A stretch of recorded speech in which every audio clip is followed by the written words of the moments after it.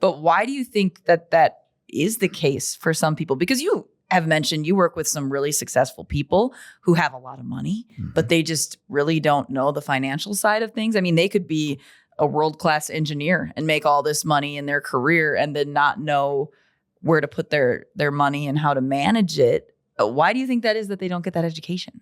Well, this might, maybe we create a whole episode over this, but I feel like a lot of that is lacking in our educational system. 100%. I agree with that.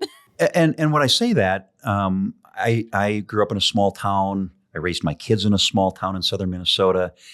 And I even went to the school board and offered, this was probably 8-9 years ago, I'm willing to teach a course on fundamentals of investments 101.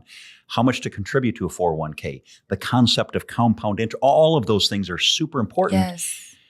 But I just feel like we're not being taught that. Yeah. And so I feel like that's part of it. Mm-hmm. And this is what we do day in and day out. It's not what the engineer does. It's not what, the physician does. Or it's not, it's like you have to self-educate yourself in order to get the knowledge.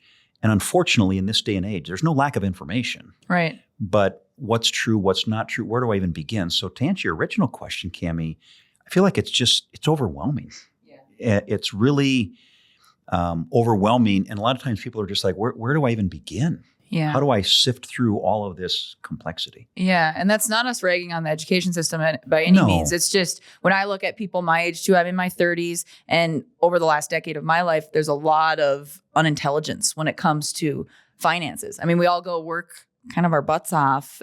And you're doing that so that you can thrive. Yeah. But when you don't know how to manage your money because you really haven't been taught, that's a big concern. I'm fortunate where I have a mother that is very well off when it comes to knowing how to manage finances. So I've utilized her, but seeing people that don't have that is concerning. And I'm sure you deal with a lot of people that really just don't have the education. But again, that's where you can hire people to help you out. And that brings up a good point. I want to just mention this. So majority of our clients are in that 50 plus stage. Mm-hmm. I would say we got 20% that's maybe younger than 50. But for those of you that are watching this, I would encourage you to take some of these lessons and share them with your children or depending on your age, even your grandchildren, because what you just talked about your mom, I don't know how many kids actually have a mom like you that understands the importance of starting a Roth when you get your first job. I don't care, Kamie, if it's $100 a month, but just get started. Mm-hmm.